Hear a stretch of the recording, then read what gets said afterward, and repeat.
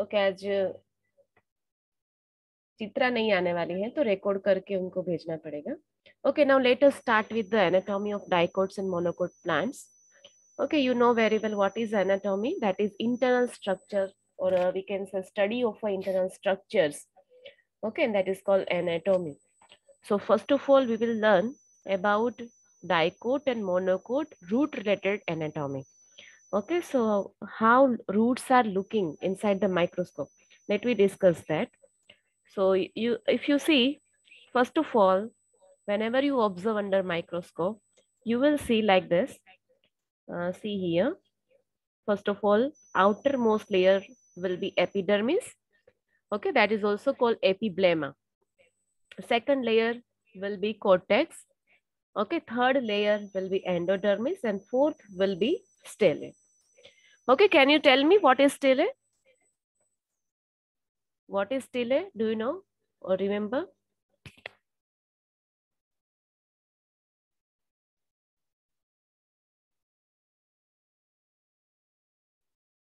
किसको याद है स्टेले किसे बोलते हैं?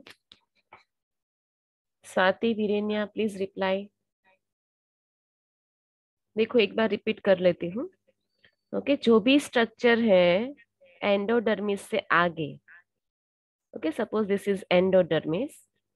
हमने टिश्यू सिस्टम में ये पढ़ा था कि भाई ये एंडोडर्मिस होता है. इंटरनल जो लेयर है ना दैट इज एंडोडर्मिस. इसके अंदर जो भी स्ट्रक्चर है ना that is called stele. Okay, so be remember. Now let me start with the outermost layer. So here you can see pink colored layer is there. Okay, that will be outermost. Suppose you are taking root and take one section, that is transverse section. So you will obtain like this ring like structure, right? And this outermost layer will be epidermis. Okay, and it is made up of like sunflower. So suppose you want to study dicot plant, then you have to take an example as a sunflower. Okay, so here a study of a transverse section of a sunflower is given in our syllabus. Okay, so root shows the following tissue organization. First of all, epidermis, that is called epiblemma, then cortex, endodermis, and stele. Okay, these all are the layers. Now let me discuss one by one in detail. So first of all, dicot plants or roots will have epidermis from outer side, and that is outermost layer, you know. Okay, many epiblemma cells protrude. You can see they will extended towards outside like this. Okay, expanded, you can see here. So some may be protrude as a unicellular root hairs. Okay, so they are forming root hairs because this is root. Okay, that site is called root hair. So here the structure will be unicellular. Okay, unicellular structure will be formed. So you must be very clear. So if root is there, there will be unicellular layer, and if stem is there, that is multicellular layer. Then next layer will be cortex. So here you can see very thick and multi-layered. Okay, here you can see multi-layered thickening is there. You can see this all cell. These all are parenchymal cells tissue, parenchyma tissue. Okay, and multi-layered cell are arranged after epidermis. Okay, or we can say below epidermis. So this layer, you can see here, this layer is a cortex. Okay, so we remember this layer will be cortex. Then it consists of here, you can see here, it is consist of parenchymal cells. Okay, the parenchymal cell you know very well. It is having just a cellulosic cell wall. Cell wall is just made up of cellulose. And in between two cells, there will be a gap, and this is called intercellular spaces. Okay, so here it is written intercellular space will also present. So whenever cortex is there, it will made up of parenchyma cells, and whenever you know parenchyma cells is there, at that time the cell in between cell and cell there will be gap, and that gap is called intercellular spaces, and that we have already learned during simple tissues. Okay, so these two layers are there. Now next let me see endodermis. Okay, next one is the endodermis. Starting from here. Okay, starting from here, this is considered as a endodermis. So when cortex is finished, okay, suppose layer of a cortex is finished, at the border line in between this endodermis and there is a layer of a unicellular layer that will be unicellular. Okay, only it is made up of one cell or one cellular layer. So it is unicellular layer. So it is innermost layer of the cortex. Okay, suppose here starting of the cortex will be here, from here, this point. Okay, and from that to this is end of a cortex. So when start to end, this cortex is finished. At that time, here, what will be start? Endodermis will start. So this is in the innermost layer of the cortex. It comprises of single layer of barrel-shaped cells. Okay, you can see cells are not looking like a round shape. Okay, cells are not looking like a round shape. They are somehow like this, oval shape or barrel shape. Okay, so here you see, if you observe, these cells are barrel shape. So cellular shape is also differ, okay, from cortex to this. Though both of them are made up of parenchyma tissue. Okay, दोनों ही कैसे बने हैं? parenchyma tissue से ही बने हैं, है ना? लेकिन फिर भी आप अगर ऑब्जर्व करोगे तो ऐसे पता ही चल जाएगा, this one is a cortex cell and this one, you see here, it is barrel shaped cells and that's why it is endodermis. Okay, so very easily you can identify this. Now, the tangential and radial walls of the endodermal cells have deposition of a suberin.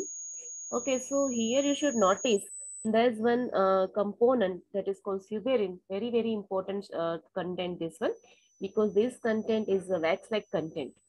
Okay, and it is water impermeable. Water cannot pass through that layer.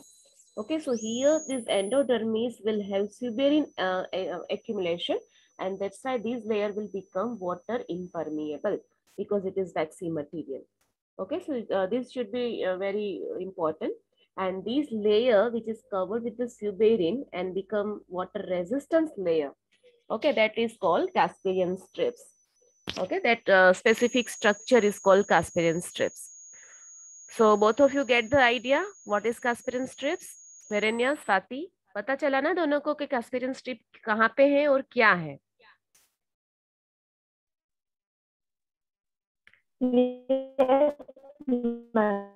Okay, okay. आप दोनों को पता चला कि Casparian strip क्या है? This concept is clear to you or not? Ma'am एक बार repeat करती हूँ. ओके, चलो. देखो, मैंने क्या बोला? Suppose these layers are, you see here, very thick and multi-layered cells are there. Okay, and it is made up of parenchyma tissue. So this is called cortex. है ना? ये जो बनता है वो क्या है? Cortex है. After that you will see or observe that here cells are somehow oval shape. You can see. Okay, ऐसे ही सेल से बना हुआ एक लेयर है. ओके, तो ये जो लेयर है ना, दैट इज कॉल्ड एंडोडर्मिस. इसे क्या बोला जाएगा? एंडोडर्मिस. और ये एंडोडर्मिस जो है, ये जो एंडोडर्मिस है, ओके, वो एंडोडर्मिस के जो सेल्स है, that is also made up of parenchyma. That means cortex के सेल्स है वो भी पेरेन्काइमा से बने हैं और एंडोडर्मिस जो है उसके भी सेल्स पेरेन्काइमा से बने हैं. Right, but what is the difference between shapes? Cortex का ये शेप है और जो भी एंडोडर्मिस है इसका ये शेप है. दैट मीन्स कोर्टेक्स का राउंड शेप के सेल्स है और बैरल शेप के किस में है? एंडोडर्मिस में. Okay, this is one difference.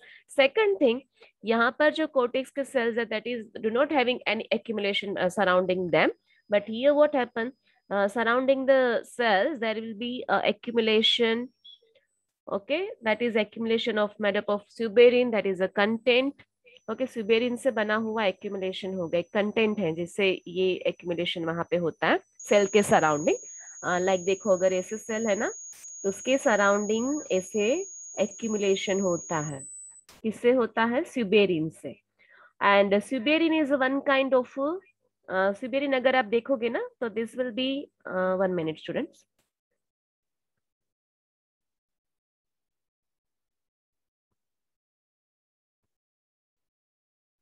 Okay, तो सुबेरिन जो होता है ना, 1 मिनट.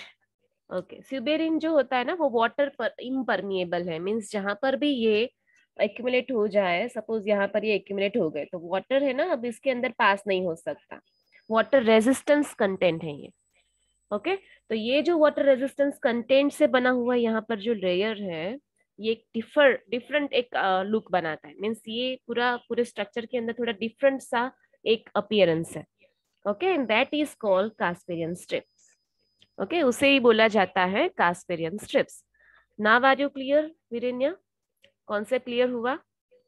Yes ma'am.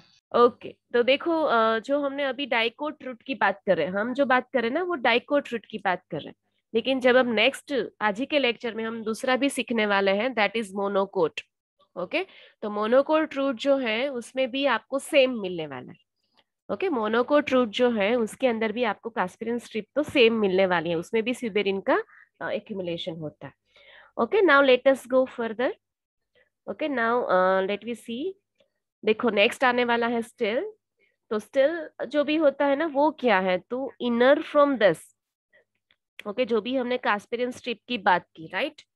तो कास्पेरियन स्ट्रिप क्या होता है, तो Casparian strip is nothing but it is endodermis, और एंडोडर्मिस से अंदर की जो भी स्ट्रक्चर्स है, okay, including pericycle, pith, conjunctive tissue, vascular bundles. Okay, ये सारी चीजें जो जो भी ये सर्कल के अंदर जो भी है, जो भी स्ट्रक्चर्स आपको दिखाई दे रहे हैं, that all are considered as stele. Okay, all the tissues on the inner side of the endodermis together constitute still. Okay, they include pericycle.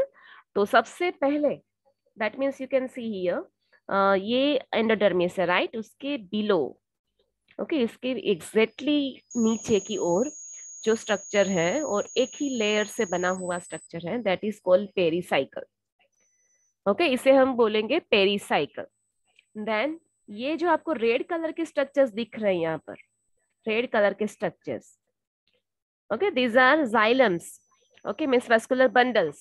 Okay, in between these two there will be phloems. यहाँ पर ये सिर्फ phloems है। okay, तो पूरी जगह जो है ना उसके अंदर vascular bundles हैं, starting from this is also part of vascular bundle, this is also part of vascular bundle, this all, and this is also, okay. In between these two xylems there will be phloems. Okay, ऐसे arrangement होता है, this is vascular bundles.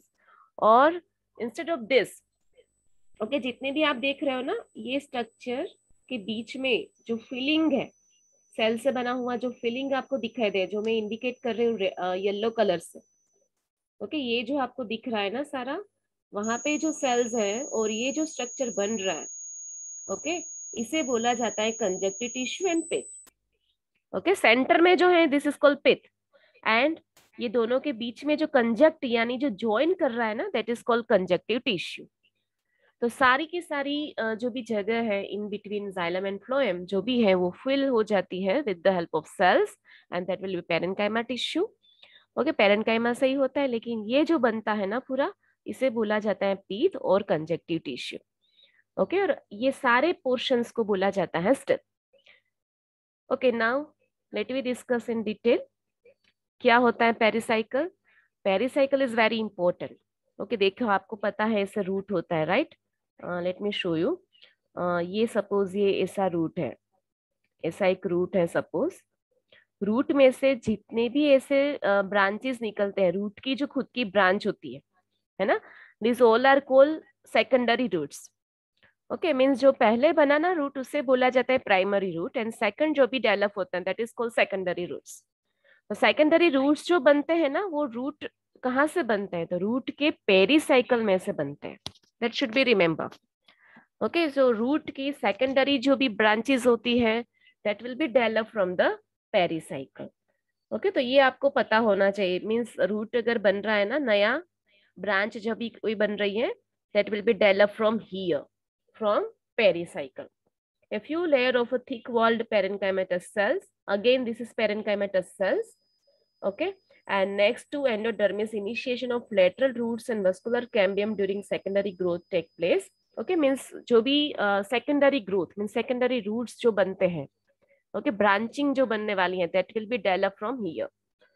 Teeth innermost region होता है, this one है ना, सबसे अंदर का जो रीजन है that is called teeth. It is small or inconspicuous.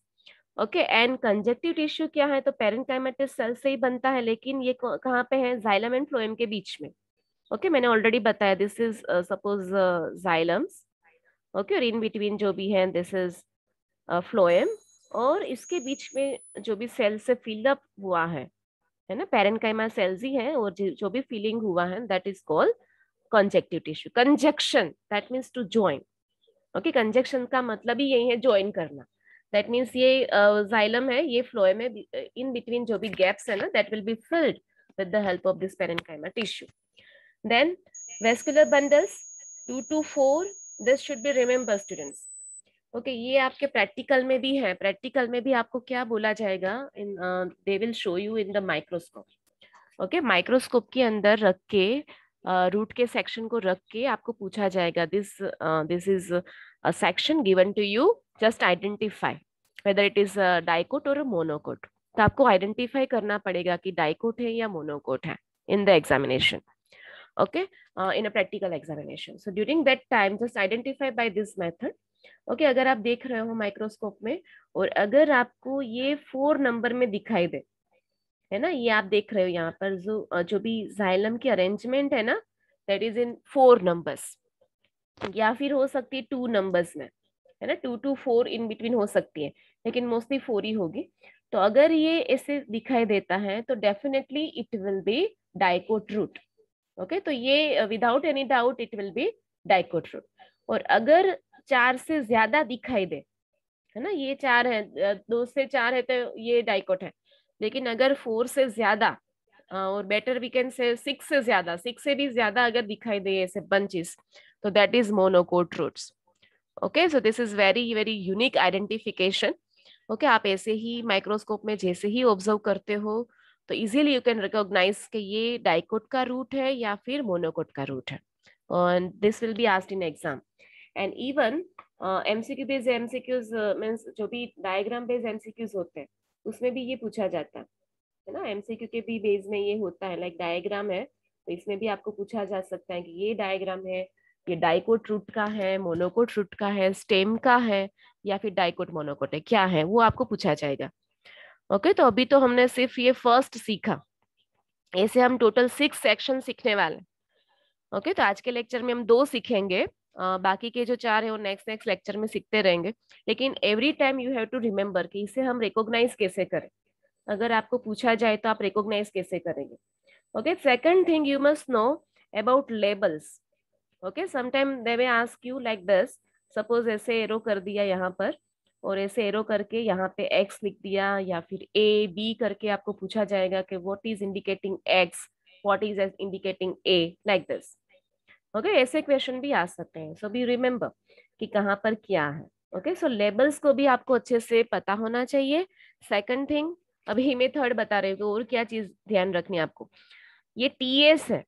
Okay, 2 type के सेक्शन हो सकते हैं स्टूडेंट्स. देखो ये मेरा पेन आपको दिखा रही हूँ, तो पेन को मैं ऐसे भी काट सकती हूँ, है ना, पेन को मैं ऐसे भी काट सकती हूँ, ऐसे, है ना, और मैं ऐसे खड़ा करके ऐसे भी काट कर सकती हूँ, है ना. तो 2 तरीके से हम सेक्शंस ले सकते हैं, longitudinal and transverse.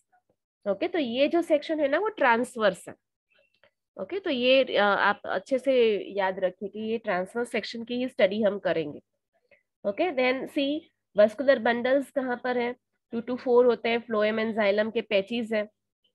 Cambium ring develop between xylem and phloem, ये भी आप याद रखें कि दोनों ही के बीच में, यानी जो भी ये टिश्यूज हैं conjunctive tissue, they are also responsible for secondary growth.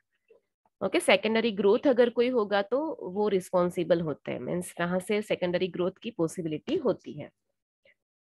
Okay, now let us go further. अभी जो भी हमने सीखा ना स्टूडेंट्स वो ऑलमोस्ट रिपीट है. ओके, मोनोकोट के अंदर ऑलमोस्ट सारी चीजें रिपीट है ना. सिर्फ यहाँ पर इतनी ही चीजें इंडिकेट की गई हैं जो डिफर कर रही है. Okay, similarly see here, epidermis भी सेम है जैसे मोनोकोट डाइकोट में था. रूट हेयर भी मीन्स मोनोसेलुलर ही होते हैं. ओके, तो एक ही सेल से बना हुआ रूट हेयर होता है. Okay, then that is also called unicellular. Then cortex होता है similar kind of. Okay, then endodermis होता है सिमिलर काइंड ऑफ.